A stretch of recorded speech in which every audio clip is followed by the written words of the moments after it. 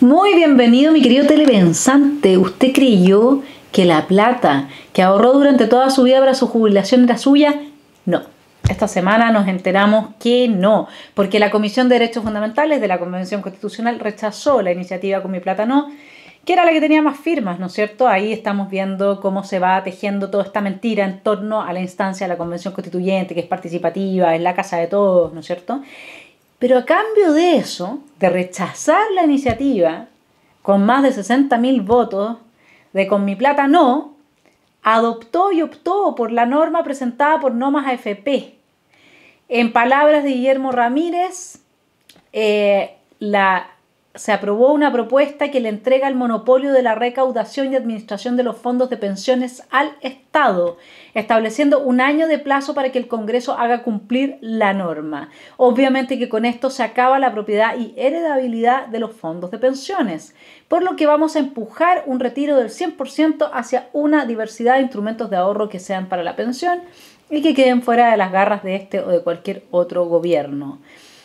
A Guillermo Ramírez, ¿no es cierto?, se sumó nuestro convencional constituyente de esfera pública que nos da una entrevista todos los lunes, Martina Rau, quien advirtió que no podemos, ¿no es cierto?, permitir que el Estado le dé manotazos a ahorros que no son suyos, es que no son suyos, ¿no?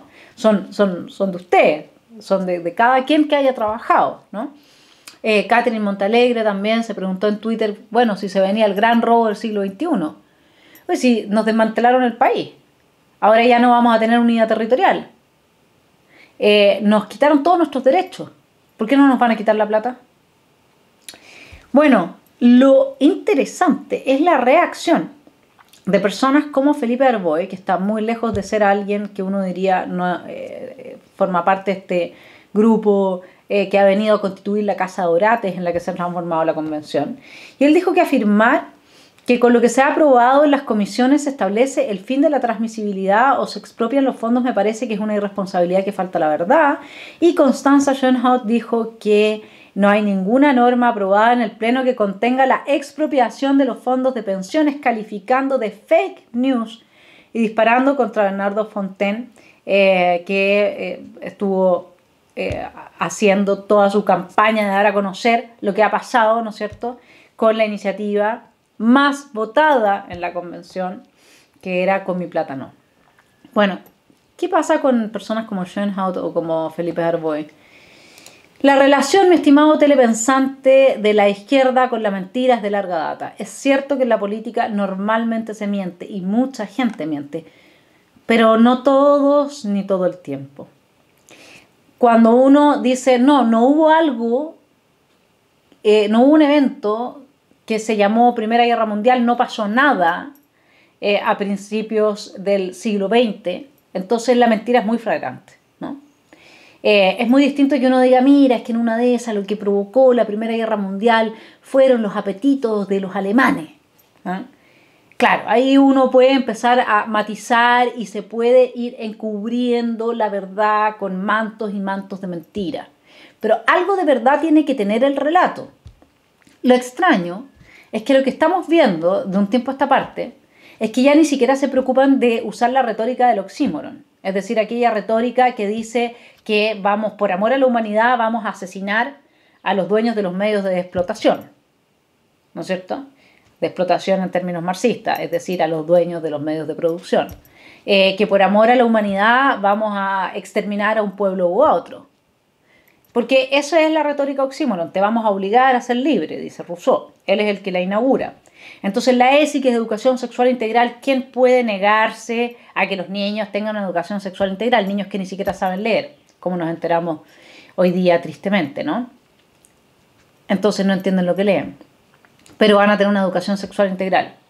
¿Quién podría oponerse a eso? Nadie. El problema es qué es lo que implica eso en la práctica, ¿no?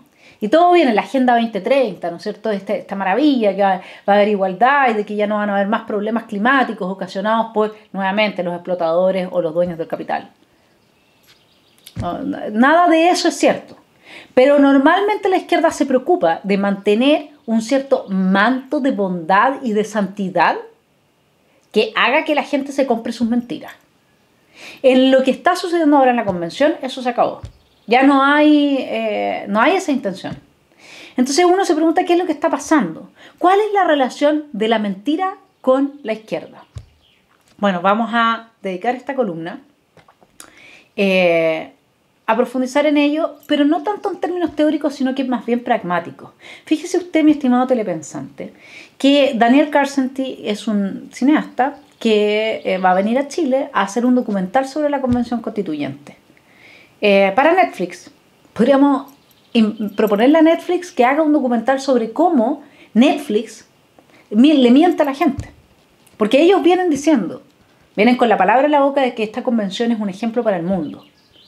O sea, mi estimado telepensante, que van a vender lo que sucede en la Convención Constituyente como un ejemplo a seguir para el resto de los países, sobre todo Europa. Porque esto forma parte de desmantelar los estados-nación. Es así. Porque lo único que puede oponer resistencia a un imperio global es un estado-nación. Son muchos estados-naciones. Eso es así. Si no, ¿para qué? ¿Para qué tomar un fracaso absoluto en términos de democracia, de participación ciudadana, de bien común y transformarlo, ponerle ropajes de santidad y transformarlo en un ejemplo a seguir, si lo único práctico, específico e irrevocable que se sigue de esta constitución, de este proyecto de constitución, es el carácter plurinacional del Estado-nación? Eso es lo irrevocable. Todo lo demás se puede echar atrás. Lo que no vamos a poder cambiar, si es que esto se aprueba, va a ser que Chile va a dejar de ser Chile. Y si esto se avanza a nivel global, bueno, la tenemos clara, ¿no? Bien, entonces nosotros hacia el final de esta columna vamos a hacerle nuestro aporte a Netflix, porque Esfera Pública ha dado a luz una gran creación, que es el himno de la Convención Constituyente. Así que espérenlo hasta el final. Antes de eso vamos a ir con Erasmo de Rotterdam y su magnífico libro El elogio de la locura. Él dice, si a un histrión, que es un actor, ¿no es cierto?, que representara en escena un actor que es como un saltimbanco, es como un payaso más o menos, no es exactamente lo mismo, pero son aquellos actores jocosos dentro de las obras de teatro, representara en su escena su papel, se le ocurriera quitarse la máscara y mostrar a los espectadores su natural y verdadero rostro, ¿no trastornaría toda la comedia y sería digno de que el público le echara pedradas del teatro como a un verdadero loco? Uno diría que no es eso lo que está pasando con muchos de los convencionales constituyentes que se están sacando la máscara y que ya no tienen asco, como la señora Isquiasiches. Es decir, la verdad, vamos con nuestra flamante ministra del Interior, que todos la conocemos más íntimamente de lo que quisiéramos. En esa mirada de es mi plata, ningún sistema previsional del futuro se pueda sustentar. Pero sí hay algunos que creen que en la medida de que la ciudadanía crea que es mi plata y no hay sistemas de seguridad social, vamos a salir adelante. Me parece que es fútil, no sirve y además es profundamente falso. Bueno, ya ve. ¿Usted creía que la plata era suya? No era suya la plata, pues. ¿Usted creía que vivía en un país que se llamaba Chile? No, ya eso no va a ser así. Va a ser un país de pequeños países, de pequeñas naciones, todas regidas por sí mismos.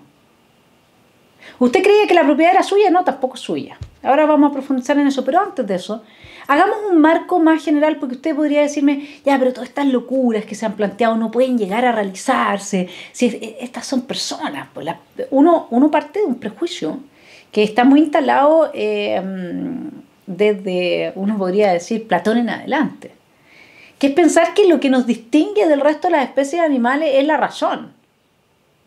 Pero la razón tiene dos estados, mi estimado telepensante, uno activo y otro pasivo, otro que es un potencial.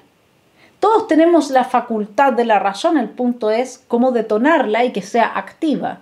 Todos en algún momento somos tontos en algo o no reflexionamos lo suficiente, nos equivocamos, es parte de nuestra condición. Pero cometer este tipo de errores, supongamos que son errores, que en realidad están inspirados ideológicamente, así que no son errores. Como llegar y decirle a la gente, ¿sabes qué? Con tu iniciativa, con mi plata no me interesa, yo quiero la no más AFP. Y eso implica necesariamente expropiar. lógicamente, porque ¿qué van a repartir si entonces vamos a entrar a un sistema de reparto? ¿Cómo puede decir el señor Felipe Arboe y la otra señora Schoenhout que aquí se le está mintiendo a la gente que son fake news? ¿Qué es lo que les pasa por la cabeza a la gente que está proponiendo el desmantelamiento absoluto de Chile? Bueno, la relación de la izquierda con la mentira, la relación de la izquierda con la ignorancia. Cuando uno vive en la ideología, vive en un mundo que no existe. Y les voy a dar un ejemplo que le va a gustar. Mire la siguiente imagen. Aquí tenemos a Fidel Castro con una vaca, ¿cierto? ¿Por qué podría interesarnos esto? ¿Porque esa vaca tuvo derechos? No. Todavía Fidel no llegó a ese punto. Fidel Castro quiso obtener un super ejemplar vacuno que sirviera tanto para que generara leche, mucha leche, como alimento, digamos, carne de vacuno. Entonces, él quería generar un nuevo tipo de vacuno que fuese ya, que pusiese a la vanguardia, a Cuba, a la vanguardia mundial de la producción de carne.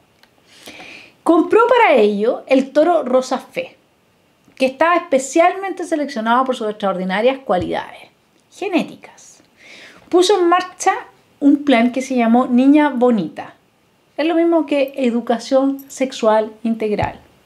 Agenda 2030 para los objetivos de desarrollo social. Niña Bonita. Así se llamaba el plan de don Fidel Castro. Básicamente consistía en regar de semen del bicho, de este toro, a todas las vacas del país para que su descendencia tuviera cualidades excepcionales.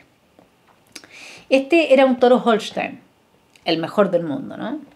Y supuestamente de ahí iba a ser posible que Cuba impresionara al mundo con un nuevo tipo de vaca.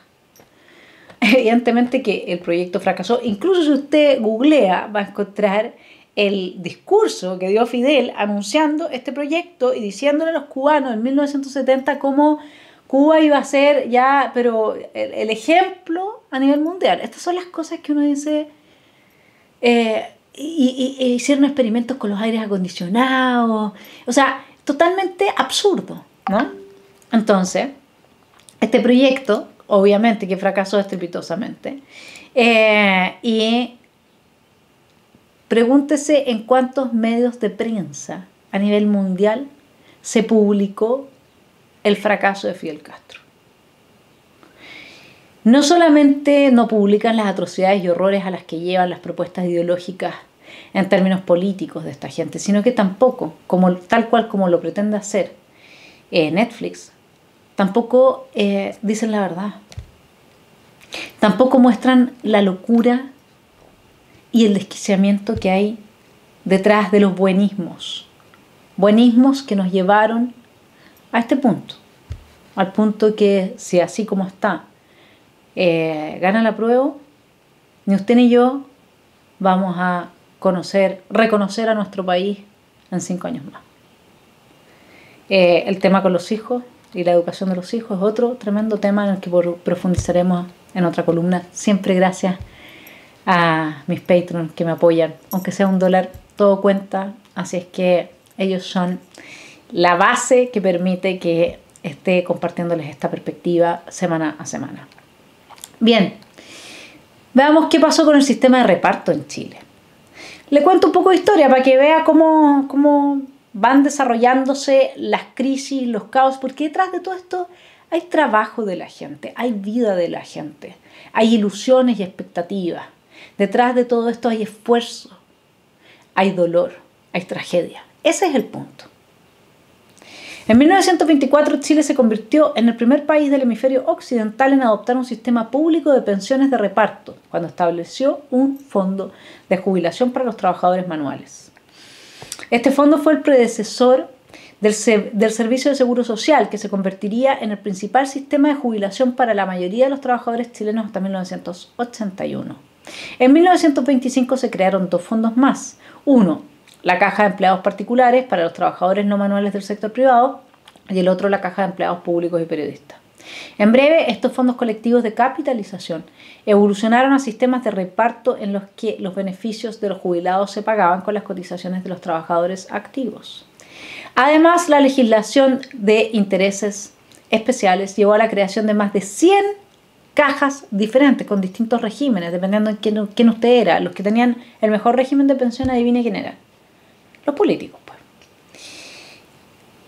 También existían diferentes edades de jubilación para diferentes grupos de trabajadores. Vamos a citar a Eduardo Frei Montalva. Hay 2000 leyes sobre previsión en Chile. Piensen ustedes lo que eso significa. 2000 leyes previsionales, más los reglamentos, más los acuerdos de las cajas. Es decir, una monstruosidad que va en aumento. En la Ley de Reajuste de 1966 se introdujeron 46 nuevas normas previsionales, 44 el año 1967 y 1238 el año 1968. Sin embargo, el Ejecutivo no tiene medios para parar esta monstruosidad. Cada grupo previsional tiene muchas leyes. Hay grupos chicos, muy respetables, naturalmente. Hay algunos casos fabulosos. Los hípicos tienen un buen sistema previsional. Lo que es más grave es que estamos gastando un 18,1% del Producto Nacional en previsión. ¿Qué presupuesto fiscal puede resistir? A principios de los años 70, el sistema de reparto estaba absolutamente fuera de control, mi estimado telepensante. Lo de la vaca, lo de la niña bonita, esto es lo mismo. Las tasas de cotización habían aumentado 16%, del 16 al 26% del salario. 26% del salario. La contribución del gobierno había aumentado a cerca del 38% de los ingresos totales del sistema, o 4% del PIB, y la deuda implícita del sistema estaba ya por encima del 100% del PIB. Además, las tendencias demográficas estaban en contra del sistema de reparto en Chile. El ratio de trabajadores a jubilados había descendido de 10,8 en 1960 a 4,4 en 1970, a 3,2 en 1975 y a 2,2 en 1980, cuando se aprobó la reforma previsional. Entonces, finalmente, después de todo el silencio de las AFP, que han sido una excelente solución para nuestro país, el problema son las lagunas. Yo le digo una cosa, en Alemania si usted tiene lagunas previsionales no gana ni uno. No, es súper duro, es mucho más duro en otros países en que hay sistemas de reparto, el hecho de haber pasado tiempo sin trabajar y sin cotizar. Entonces, además acá hay un análisis, o sea, no hay ningún análisis respecto de lo que se plantea. Bueno, vamos a ver entonces cuál es el video que se censuró de la AFP Habitat y cuál es el mensaje que este video trae. A ver cuánto miente esta AFP en el video que ha decidido censurar la superintendencia. Yo estoy en Habitat porque mis ahorros son mis ahorros.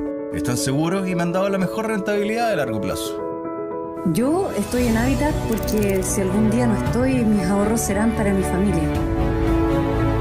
Hoy estoy en Habitat y a futuro yo quiero poder elegir que sigan administrando mis ahorros. Defiende tu libertad de elegir, porque tus ahorros son tus ahorros. AFP Habitat, 40 años juntos, haciendo crecer tus ahorros. Bien, mi estimado telepensante. Entonces usted me va a decir, bueno, tuvimos buenas noticias hoy día porque nos van a asegurar la libertad de expresión. Y yo le pregunto, ¿y de qué sirve la libertad de expresión si los poderes fácticos del Deep State usan el aparato estatal para destruir dicha libertad? ¿Qué tenía de censurable el video que usted acaba de ver? Si no es porque se va en contra de la idea que quiere instalar Siches, que es que la plata no es suya. Bueno, ¿por qué censurar la propaganda de AFP Habitat y castigarla? Así actúa la izquierda, mi estimado telepensante. Por eso es que la derecha le tiene miedo. Porque tienen capturado el poder estatal desde adentro. Entonces cualquier cosa que usted hace, tienen mucho poder para desplegarlo en su contra. Y acá deberían de haberse unido todas las AFP. Y haber subido todas exactamente la misma campaña, pero con otros fondos, por decir. Porque hace tiempo que se está esperando que las AFP expliquen a la gente cómo funciona el sistema. Y para eso se requieren campañas comunicacionales. El problema es que no puede desarrollarse un negocio en el siglo XXI que no sabe transmitir sus propósitos, sus ideas ni su funcionamiento a los clientes. Ese es el problema. Y eso tienen que entenderlo las AFP. Y aquí, desde Esfera Pública, un caluroso saludo a la gente de Habitat que hizo esta excelente campaña, porque en parte es una campaña que se está haciendo cargo, como nunca lo había hecho ninguna AFP, del momento crítico que está viviendo el país. Un momento en que, en definitiva, como le dije antes, puede ser que nos cambien a Chile para siempre. Entonces, fíjese usted lo que están haciendo con el derecho de propiedad, porque aquí estamos hablando de La Plata, porque bueno, fue el tema de la semana. Hay una muy buena carta de Arturo Fermandois el miércoles en el Mercurio, donde se la voy a resumir qué es lo que se está planteando con el derecho a la propiedad dentro de la Convención. Punto 1. La eliminación de la protección expresa de la propiedad incorporal de los derechos. Punto 2. La eliminación completa del estatuto de la concesión minera. La negación del dominio sobre los derechos del concesionario administrativo. No quedarán amparados por este derecho. Punto 3. La eliminación de la frase sobre protección de los atributos y facultades esenciales del dominio vigente por 40 años y análoga desde 1925. 4. La eliminación de los tribunales ordinarios como sede para resolver las disputas de expropiación. 5. La eliminación de la función social como causal ya asentada para limitar el derecho. 6. La vaguedad al albur en el que queda la indemnización de las expropiedades. Si este texto fuera aprobado, simplemente una ley simple mayoría podría pretender expropiar bienes sin indemnizar el daño real o patrimonial, como se exige hoy. Bastaría invocar el vago concepto de monto justo, considerando el interés público y del titular. El interés público, mi estimado telepensante, ¿es el que encarnan los convencionales de hoy día? ¿Es el interés público? ¿Usted se da cuenta en lo que va a quedar el tema de las expropiaciones? Esto es abrir la puerta a lo que pasó en 1970, con las industrias, etcétera, los campos, y aquí van a ir a expropiar a pequeños propietarios, porque esa va a ser la única manera de volver a restituir las tierras a los supuestos pueblos originarios, que igual se vinieron del estrecho de Bering, así que no hay ningún pueblo originario, todos venimos de África. No existe tal cosa como lo que están hablando, es de una ignorancia absoluta. Hoy, y además que si fuese sobre la base de ese argumento, entonces toda Europa tendría que echar a todo el mundo, ¿no? Y quedarse con los pueblos originarios. ¿Se imagina el caos que sería eso? Ahora, ¿qué es lo que debería hacer una constitución para evitar que los gobiernos tengan la facultad, la potestad de destruir los mercados, de tomar medidas que terminan con la gente muerta de hambre, inmigrando por millones hacia otros países? Bueno, tiene que consagrar el derecho a la autosubsistencia, pues, mi estimado telepensante. El derecho a la autosubsistencia es la síntesis entre el derecho de propiedad y el derecho a la vida. Porque nadie puede tener derecho a la vida donde no puede asegurar su propiedad, ¿cierto? Por lo tanto, no pueden escindirse el derecho a la propiedad del derecho a la vida. Acá hay que hablar del derecho al autosustento y ese tiene que ser el derecho número 1 en nuestra Constitución. Porque usted no saca nada con asegurar el derecho a la vida, eso es flatus voce. Si es que a la gente le impide comer. Pregúntale a los venezolanos si no me cree. Derecho al autosustento. Si usted quiere una referencia biográfica, vaya al segundo tratado del gobierno civil de John Locke, donde lo menciona al pasar. Y yo lo quiero resaltar, esa es mi propuesta, que creo que si todas las constituciones del mundo y estuviese como primer derecho en la Carta Fundamental de los Derechos Humanos, nosotros podríamos acusar de violación a los derechos humanos a quienes destruyen el aparato productivo de un país. Listo. Se acaba el socialismo. Se acaba el comunismo. Se acaba. Listo. Si no hay para qué decir, no, si tú eres comunista te vas a ir preso porque tu ideología, la violencia. No, simple. No puedes ser comunista. Porque nadie puede tener el derecho de quitarle al otro su derecho al autosustento. Se acabó. Listo. No es tan difícil. Bueno, pero sigamos con las mentiras. La mentira es la participación ciudadana. Mi estimado telepensante, que este gran director de Netflix va a mostrar en la convención cómo los chilenos participamos y esta es la luz que ilumina una Europa sumida en la guerra. ¿Vamos a dejar que esto pase así de colado? ¿Vamos a dejar que este cineasta haga su documental hablando de la esperanza que encarna el señor Boric, su ministra que le pone el pecho a las cámaras, y toda esta gente que lo único que ha hecho es horadar la institucionalidad del país y afirmar la violencia como un modo de llegar al poder, y que luego la legitiman con sus acciones retirando las querellas, promoviendo indultos, etc.? ¿Vamos a permitir que esto pase? Porque el día que ese documental salga a la luz y se pruebe que un país, es decir, nosotros el tubito de experimento, ¿no es cierto?, tuvo un proceso tan exitoso y de concordia y encuentro de todos los chilenos bajo el techo de un solo hogar, representado en estas minorías que antes habían sido excluidas y que por fin vamos a respetar los derechos de la naturaleza. ¿Usted se da cuenta de lo que eso significa? Eso significa que están usando a Chile para sacralizar la mentira más grande, una de las mentiras históricas más grandes que probablemente vaya a transmitirse en el siglo XXI. Y mucha gente va a abrazar esta causa y va a decir, pero miren, en Chile funcionó. En Chile lo único que ha funcionado, mi estimado telepensante, es el tan maldito neoliberalismo, que fue el que sacó a generaciones de la pobreza. Eso es lo único que ha funcionado realmente y que la izquierda quiere destruir. Y sabe la izquierda, a diferencia de la derecha, y por eso las felicitaciones a AFP Habitat, sabe la izquierda que es necesario el mensaje. El mensaje es tan importante, es más importante que todo lo demás. Donde usted crea algo, usted se mueve por sus creencias, yo también. Entonces, quien maneja nuestras creencias nos mueve. Así funciona. Bueno, nosotros, en suma, participación cero, y es más, ahora la Comisión sobre Reforma de Estado aprobó que se genere una sola junta vecinal por comuna. ¿Para qué?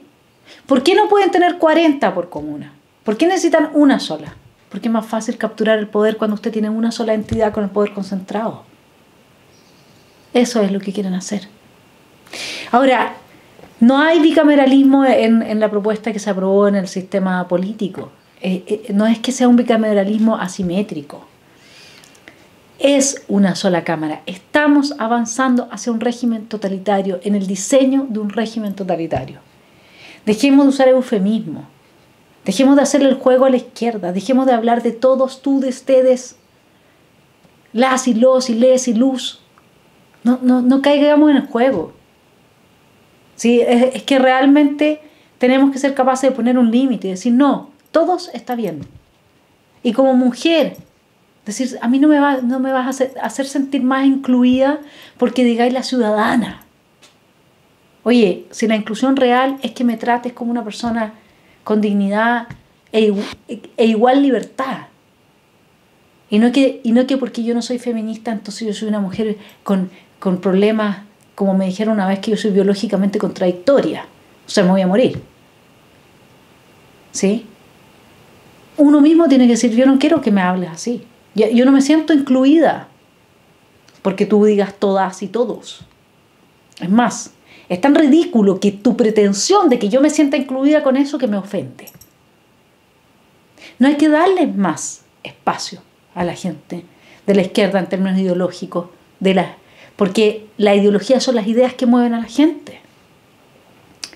No hay bicameralismo, no hay un bicameralismo asimétrico, eso es falso.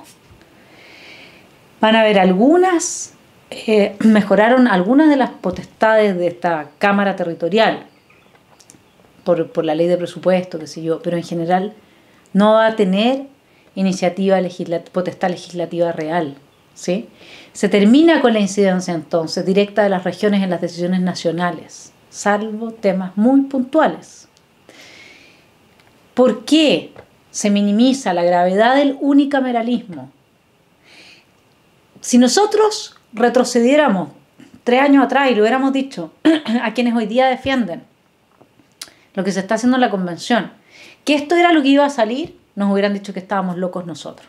Ya nos dijeron cuando estábamos por el rechazo y previmos que esto no iba a ir por buen puerto, que estábamos locos, que éramos exagerados, etc. Pero esto sí no se lo imaginó nadie y la gente se empieza a adaptar, se empieza como a acomodar. Como no le gusta el conflicto, entonces no, mira, es igual, pues, mira, es un bicameralismo, pero asimétrico nomás. Por favor. Bueno, vamos con el plurinacionalismo. Voy a leer a Marisol Peña una columna en el Libro esta semana. Dice, es claro a estas alturas que el primer modelo descrito ha tendido a imponerse en la Convención Constitucional, dando lugar a la estructura de un Estado fracturado. Prueba de ello es el diseño de las autonomías regionales que no consideran la disparidad existente entre las unidades de nuestro vasto territorio y que favorecen la aprobación de normas y políticas públicas muy distintas para quienes habitan en un mismo Estado. Igualmente, las normas sobre pluralismo jurídico y plurinacionalidad favorecen la creación de estados indígenas dentro del Estado, llegando a afectar incluso a la mayoría de chilenos que no está claro si podrán ser juzgados por tribunales indígenas porque nada aclara la propuesta constitucional. Y se pregunta Marisol, ¿qué saca entonces con declarar que se preservará la unidad e integridad del Estado si en la práctica todo lleva a su disgregación en múltiples centros de poder? ¿Formaba esto parte del consenso básico previo a la instalación de la Convención Constitucional? Bueno, ¿qué es lo que se busca con esto? Un poco Mochiati, en la misma línea de lo que hemos planteado acá, habló de una constitución que en el fondo para lo que sirve es para que entremos en guerra de todos contra todos. Nosotros lo hablamos tomando a Thomas Hobbes como autor de referencia. Y yo les quiero dar, como les dije que no iba a teorizar mucho, no iba a filosofar mucho, les quiero dar un ejemplo que es una descripción histórica de lo que pasó en España en 1873. 1873. Voy a partir con una lectura más filosófica que nos muestra un poco cómo se va persuadiendo y manipulando a la gente para terminar en lo específicamente histórico. En respuesta a la pregunta que se hace Marisol Peña, bueno, ¿para qué sacan haciendo todo esto? Vamos con la lectura. Podemos reconocer aquí todos los factores de persuasión anteriormente descritos. Los encontramos también, esto es Gustave Le Bon, nuevamente. Los encontramos también en el efecto de las palabras y de las fórmulas cuyo gran poder ya hemos señalado. El orador que sabe manejar estas palabras conduce a las masas a su placer. Expresiones tales como el infame capital, los viles explotadores, el admirable obrero, la socialización de las riquezas, etc., producen siempre el mismo efecto aun cuando ya estén algo gastadas.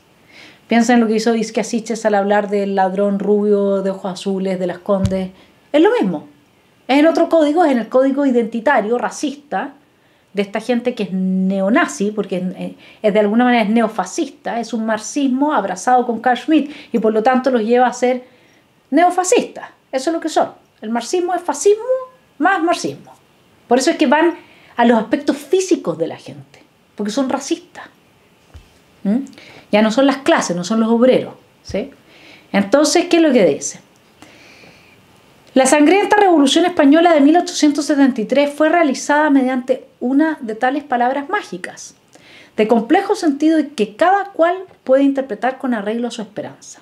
Los radicales habían descubierto que una república unitaria es una monarquía disfrazada. Y para agradarles, las Cortes proclamaron unánimemente la República Federal, sin que ninguno de los votantes hubiera podido definir aquello que acababa de ser votado, lo mismo que pasa acá. Nadie va a poder definir lo que es un Estado plurinacional, nadie. Pero dicha fórmula encantaba a todo el mundo. Fue un delirio, una embriaguez. Se acababa de inaugurar en la tierra el reino de la virtud y de la felicidad. Es como los que votaron a prueba, no exactamente lo mismo. Un republicano al cual rehusaba su enemigo el título de federal se ofendía por ello, como si se tratase de una mortal injuria. La gente se saludaba por las calles diciendo «Salud y República Federal». Se entonaban himnos a la santa indisciplina y a la autonomía del soldado. ¿Qué era la República Federal? Unos entendían por ella la emancipación de las provincias, instituciones parecidas a los Estados Unidos, o la descentralización administrativa. Otros pretendían la anulación de toda autoridad, una próxima liquidación total social. Los socialistas de Barcelona y Andalucía proclamaban la soberanía absoluta de las comunas. Querían dividir a España en 10.000 municipios independientes, que no se rigiesen más que por sus propias leyes, suprimiendo al mismo tiempo el ejército y la policía. Muy pronto se vio en las provincias del sur propagarse la insurrección de ciudad en ciudad, de pueblo en pueblo. En cuanto una comuna había realizado su pronunciamiento, lo primero que hacía era destruir el telégrafo y los ferrocarriles, a fin de cortar todas sus comunicaciones con sus vecinos y con Madrid. No había aldea, por pequeña que fuese, que no quisiera hacer rancho aparte. El federalismo se había convertido en un cantonalismo brutal, incendiario y asesino, y por doquier se celebraban sangrientas saturnales.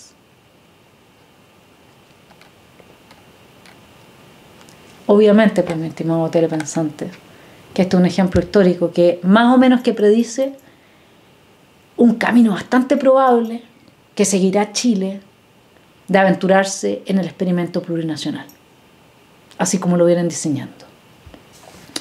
Finalmente, me gustaría terminar por contarles un poco que hay un constituyente que se le ocurrió cambiar el himno nacional. No es puro Chile, es plurichile. Los dejo con este constituyente. Y luego, con el aporte de esfera pública a nuestro estimado cineasta Daniel Karsenty y su productor Nick Kruger, que van a hacer este fantástico documental para convencer al mundo de la excelente experiencia democrática, participativa, que ha consolidado los derechos individuales de todos los chilenos. Porque, voy a citar al productor Kruger, esta historia ofrece esperanza, compromiso y entusiasmo. Queremos explorar la relación entre política y sociedad en un nivel que habitualmente es pasado por alto. Y Daniel termina diciendo: en tiempos en que la guerra azota a Europa, Chile se ha decidido por un gobierno progresista. Los jóvenes del mundo quieren seguir el desenlace de una historia como esta. Con una propuesta para un nuevo inicio de himno nacional. Plurichile es tu cielo azulado. Licana Caría Laquitur. Los dejo entonces con el himno de la Convención Constituyente. Y la culpa no era mía, es del convencional y su ideología. El ladrón eres tú, el saqueador eres tú, que sin votos ni pudor robas el fruto del sudor. Esto es algo que no sabías, no era tu plata pa' cuando viejo ni de tus hijos que vendrían. La constituyente es un juez que nos juzga por nacer, es el prejuicio y el racismo que se quieren imponer. Y la culpa no era mía, es del convencional y su ideología. Tu jubilación repartirán en medio de la escasez, asegurados así estarán en la estructura de poder. La constituyente es un juez que nos juzga por nacer, es el racismo y el prejuicio que se quieren imponer. Esto es algo que no sabías, no era tu plata pa' cuando viejo ni de tus hijos que vendrían. Y seguimos con las mentiras que se traga una mayoría. Y a los que quieren aprobar este engendro constitucional siempre podrán corear la canción del convencional. El saqueador eres tú, el ladrón eres tú, que sin votos ni pudor robas el fruto del sudor. Y la culpa no era mía, del convencional y su ideología.